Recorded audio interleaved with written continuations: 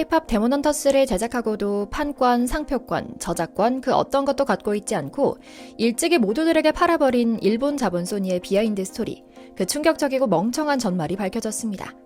사실 개봉한 지 두어 달 동안 넷플릭스는 전면에 나서서 우리가 판권을 100% 가지고 있다라고 밝히지 않았습니다. 그저 작품이 작품 그 자체로 바이럴 되길 기다리는 것처럼 말입니다.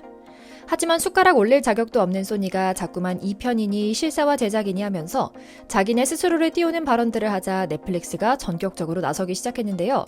이게 다가 아니었습니다. 소니는 정말 아무런 저작권이 없다는 것이 만천하에 공개된 건데요. 음악 하나로 떴다고 하는 사람도 있을 만큼 잘 뽑힌 음악, 헌트릭스의 골든, 사자보이즈의 유어 아이돌 같은 음악들마저 자신들의 경쟁사이기도 한 유니버셜 뮤직의 통째로 음악 IP를 팔아버린 것이 밝혀진 겁니다. 그래서 유니버셜 뮤직 유튜브 채널에 캐대언 음악이 떡하니 올라와 있던 것이고요. 물론 이상하리만큼 일본을 옹호하며 잘난 체하는 억가들은 말할 겁니다. 소니 뮤직과 소니 픽처스는 사실상 다른 회사다, 그리고 미국 회사다라고요. 하지만 렛대루를 갈아 끼웠다고 일본 자본이 싹 사라지는 것도 아니거니와 지배구조를 타고 올라가면 결국 일본으로 귀결되며 그것이 문제의 핵심도 아니라는 것을 이들은 모르는 것 같은데요. 소니는 처음부터 매기강 감독의 제작 요청을 거절했고 소속사가 소니이기 때문에 합작해서 제작했을 뿐 처음부터 모든 판권은 넷플릭스에 있었기에 소니는 정말 요즘 배가 아파 못 살겠구나 싶죠. 한국 K-팝 애니메이션 콘텐츠가 이 정도로 잘 될 리가 없다라고 말이죠.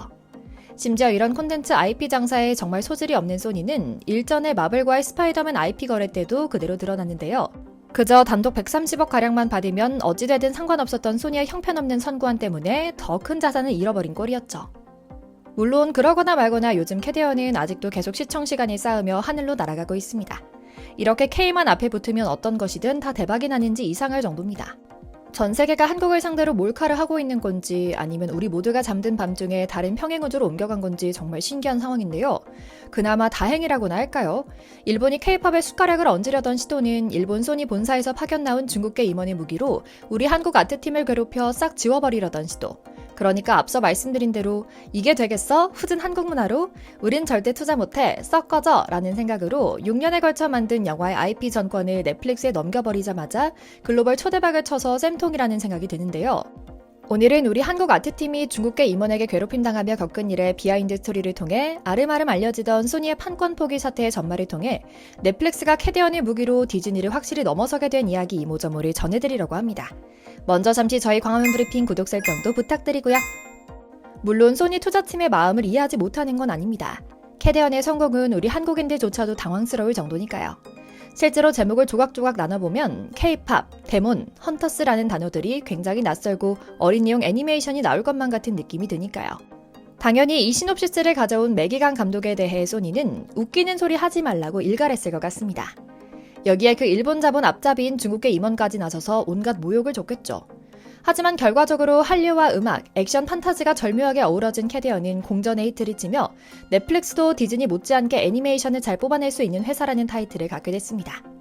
소니는 그저 흥행을 통한 수조 원의 수익을 못 냈지만 콘텐츠 기업 소니의 정체성을 과감히 드러낸 제작 명가 정도의 자리만 차지하게 됐죠. 일찍이 삼성과 LG 등 한국 가전기업에 밀려 TV와 PC 등 사업 부문을 과감히 정리하고 게임, 영화, 음악으로 방향을 바꿔 콘텐츠 기업으로 변신하며 한동안 성공 가도를 달렸던 소니가 또다시 이렇게 한국에 밀리는 게 아닌가 싶어 참 세상 살맛 난다는 생각이 드는데요. 솔직하게 말해 예고편이 나오고서도 전 세계 어린 K-팝 팬들과 한국인들은 유치찬란한 애니메이션이자 제2의 김치 워리어가 될 것이라고 혹평했습니다. K-팝 아이돌이 악마를 퇴치한다는 설정은 그 자체만 놓고 보면 물음표를 찍을 수밖에 없거든요. 하지만 이제는 넷플릭스가 본격적으로 나서서 IP 모두 우리 거다, 세상아 알아둬라, 소니는 한국 콘텐츠로 절대 안 될 거라 생각하며 일찍이 전권을 우리에게 넘겼다라고 주장하기 시작했습니다. 그리고 첫 행보로 여러 가지 상표권을 내놓고 굿즈 산업, 캐디언2 제작, 실사화 등 여러 수익화 사업을 발표하는데요. 실제로 넷플릭스는 미국 특허 상표청에 관련 IP 상표권을 소니 없이 단독으로 출원했고 현재 신규 출원으로 심사관 배정 대기 상태라고 합니다. 그런데 세부 항목 분류를 보면 앞으로 넷플릭스가 캐디언으로 어떤 돈벌이를 할 것인지가 그려지는데요. 완전 디즈니의 굿즈 산업이랑 흐름이 똑같습니다. 가정용품 및 유리제품, 코스프레 의상, 운동복, 장난감 및 스포츠용품 제품 등 완구 사업까지 대대적으로 펼치겠다는 의지가 반영된 건데요. 곳곳에서 마블 캐릭터가 판을 치던 디즈니 스토어에서 겨울왕국 엘사 드레스와 인형을 팔던 모습이 이젠 캐대언 캐릭터로 가득 찰 것 같아 벌써부터 설레는데요. 실제로 해외에서는 K-pop 데몬헌터스를 제2의 겨울왕국이라 평가하고 있다고 합니다. 서사도 비슷하고 노래도 훌륭하고 K-pop 문화에 대한 대단한 배경 지식 없이 낮은 진입 장벽을 뚫고 이번에 새로 한국 문화에 빠져들었다는 인물들까지 많이 나오고 있으니 당연한 것 같은데요. 이상하리만큼 우리 한국 내에는 친일파인지 의심되는 억가들이 많은 것 같습니다. 일본산 애니메이션인 해적왕 이야기 원피스, 닌자 이야기 나루토에는 유치하다는 반응이 없는데 유독 이 캐레언에만 이를 악물고 유치하다고 욕하는 인물들이 넘쳐 나오고 있는 건데요. 이들이 뭐라 하든 이미 대세는 완전히 기울었습니다. 심지어는 미국과 일본에서 애들이 옹알이부터 한국어를 따라해서 걱정이 될 정도다라는 말까지 나오고 있다고 하는데요.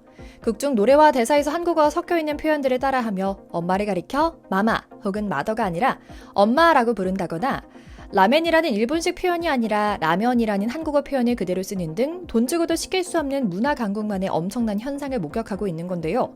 실제로 넷플릭스는 이런 인기가 이미 BTS가 쌓아온 기록을 넘어설 정도였다고 할 정도로 센세이셔널하다고도 하죠. 실제로 영국은 이미 차트 1위를 거머쥐었고 미국도 시간 문제이니 넷플릭스의 당당함이 그저 오만함은 아닌 것 같습니다. 참 신기한 일입니다. 일본 자본인 소니는 대단한 기대를 하지 못해 넷플릭스의 저작권 전권이 넘길 정도로 그저 그런 킬링타임용 영화가 될 거라 생각했던 이 영화는 이제 애니메이션 영화 역사에 남을 정도로 엄청난 기록을 남기고 있습니다. 물론 킬링타임은 타임입니다. 앉아서 보다 보면 어느새 제 인생의 90분이 킬링되어 버리고 마니까요. 그리고 이런 대박에 대해 미국 CNN은 이건 K-pop 교수님들의 조별과제다라고 말합니다.